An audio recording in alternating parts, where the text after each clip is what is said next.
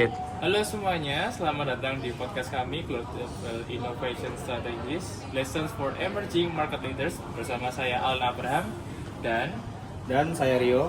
Kami adalah mahasiswa dari Universitas Ciputra dan hari ini kita akan membahas bagaimana inovasi model bisnis telah membawa kesuksesan bagi 4 perusahaan global dan apa yang bisa kita pelajari darinya sebagai pemimpin bisnis di pasar berkembang.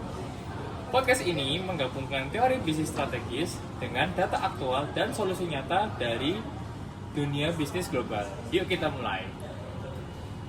Oke, Business Model Innovation atau BMI adalah proses di mana perusahaan mengubah cara mereka menciptakan, menyampaikan, dan menangkap nilai. Inovasi ini bisa terjadi di revenue stream, kanal distribusi, bahkan cara interaksi dengan pelanggan. Dalam kerangka bisnis model kanvas dari Osterwalder, ada 9 blok yang bisa diubah. Di pasar kembangkan, BMI bisa menjadi alat penting untuk mengatasi keterbatasan akses, sumber daya, dan menciptakan diferensiasi. Mari kita mulai dengan Netflix. Mereka memulai sebagai penyewaan DVD lewat pos, lalu mengubah model bisnisnya menjadi layanan streaming, berlangganan, dan kini memproduksi konten sendiri secara global. Pendapatan Netflix di 2023 mencapai 33 miliar dolar dengan margin operasi sekitar 20%. Strategi inovasi mereka menciptakan loyalitas tinggi lewat konten eksklusif dan pengalaman pengguna yang seamless. Pelajaran untuk emerging market leaders, model langganan bisa menciptakan pendapatan yang stabil, asalkan dibarengi dengan kualitas layanan yang konsisten dan unggul. Selanjutnya Xiaomi. Mereka menggunakan strategi low margin hardware, high margin ecosystem. Produk mereka dijual hampir tanpa margin, tapi mereka mengandalkan ekosistem digital, aplikasi cloud, dan layanan lainnya untuk meraih keuntungan. Pada 2023, pendapatan Xiaomi mencapai lebih dari 280 yuan miliar, dengan posisi top 5 di pasar smartphone global. Strategi co-creation, mereka melibatkan komunitas untuk mengembangkan fitur dan desain produk. Pelajaran yang bisa diambil, fokus pada biaya rendah dan keterlibatan pelanggan bisa menjadi keunggulan besar di pasar harga sensitif seperti Asia Tenggara. Studi kasus 3, Amazon Web Services atau AWS. Amazon juga melakukan transformasi besar lewat AWS. Awalnya, mereka hanya fokus pada e-commerce, tapi kemudian mereka menyewakan infrastruktur IT internal mereka ke perusahaan lain dan lahirlah AWS. Hasilnya, AWS menghasilkan sekitar 90 miliar dolar di tahun 2023 dengan margin lebih tinggi dari e-commerce. Inovasi ini membuka revenue stream baru yang sekarang jadi tulang punggung Amazon. Ini menunjukkan pentingnya melihat potensi dari aset internal. Kadang solusi bisnis masa depan ada di dalam operasi kita sendiri. Studi kasus 4 sekarang adalah Grab. Contoh terakhir adalah Grab. Mulai dari ride hailing, Grab ini menjadi super app yang mencakup layanan makanan, logistik, dan keuangan. Dengan lebih dari 180 juta pengguna dan revenue tahunan sekitar 2,3 miliar dolar di 2023, Grab membuktikan bahwa menggabungkan berbagai layanan dalam satu platform sangat relevan di pasar berkembang. Strategi bundling dan platform multi pihak ini membuat Grab jadi sangat embedded dalam kehidupan sehari-hari penggunanya. Jadi, apa benang merah dari keempat perusahaan ini? Semuanya menggunakan pendekatan yang unik terhadap bisnis model innovation dan berhasil menciptakan nilai baru. Ada 4 strategi kunci. Pertama, model langganan, cocok untuk layanan digital konten seperti Netflix.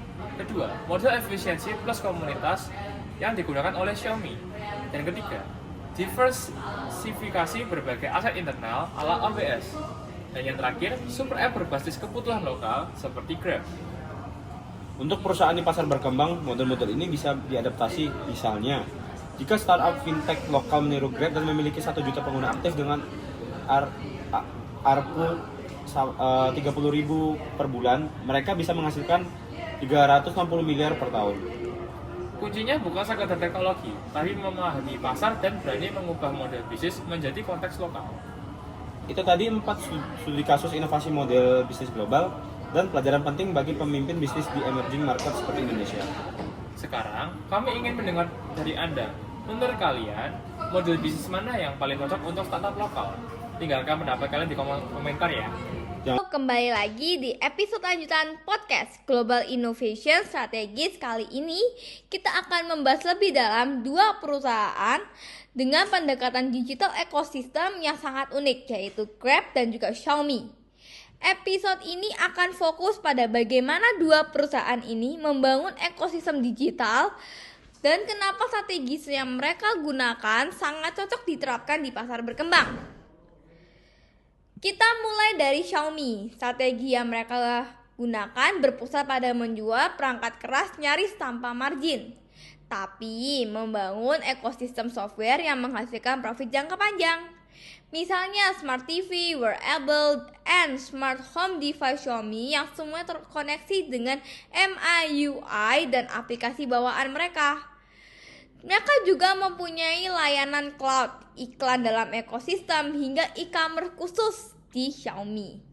Dalam model ini, perangkat adalah gerbang menuju ekosistem seperti kata Lei Jun dari founder dari Xiaomi, "We are an internet company and not a hardware company."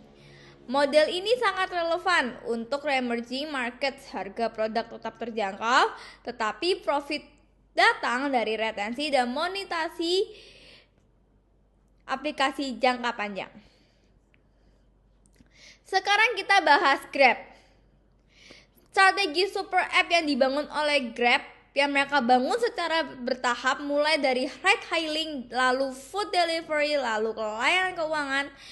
Grab tidak hanya fokus pada pertumbuhan user, tetapi juga membangun infrastruktur pembayaran sendiri lewat GrabPay and Grab Finance. Ini mengurangi ketergantungan pada sistem eksternal. Di pasar seperti Indonesia dan Vietnam, di mana adopsi digital tumbuh pesat tapi masih banyak populasi unbanked, Grab menjadi solusi end-to-end. Pelajaran dari Grab dan Xiaomi adalah jangan hanya jual produk, tetapi bangun ekosistem yang membuat konsumen betah di dalamnya. Kalau kamu founder startup di Asia Tenggara, dua strategi ini sangat ditiru. Ekosistem digital yang low cost tetapi bernilai yang tinggi.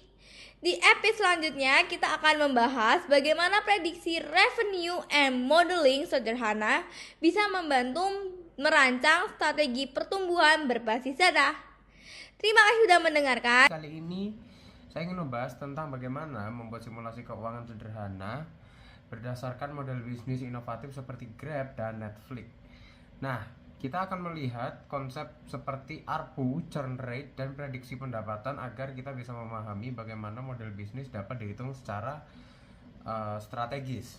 Untuk Netflix yang pertama, misalnya dengan 100.000 pelanggan yang membayar 60.000 per bulan, pendapatan bulanannya kira-kira bisa 6 miliar atau 72 miliar kalau setahun. Dengan churn rate 5% dan retention rate 95%, kita juga perlu akuisisi pelanggan baru yang lebih besar daripada churn agar tetap bertumbuh. Netflix juga bisa menaikkan ARPU atau menurunkan churn lewat strategi konten lokal. Selanjutnya, kalau kita melihat Grab, misalnya satu pengguna aktif bisa menghasilkan pendapatan sekitar 300.000 dari transportasi, 240.000 dari makanan, dan 100.000 dari pembayaran digital. Total sekitar 550.000 per bulan. Jika ada 500.000 pengguna aktif, maka potensi revenue bulanan bisa mencapai 275 miliar atau lebih dari 3 triliun per tahun.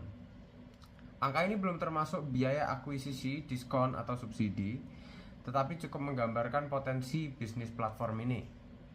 Dengan financial modeling sederhana seperti ini, startup bisa lebih siap dalam pitching ke investor, karena inovasi bukan cuma ide bagus, tapi juga angka yang bisa diverifikasi. Nah, cukup dan sampai sini saja. Terima kasih sudah mendengarkan. Sampai jumpa di episode selanjutnya.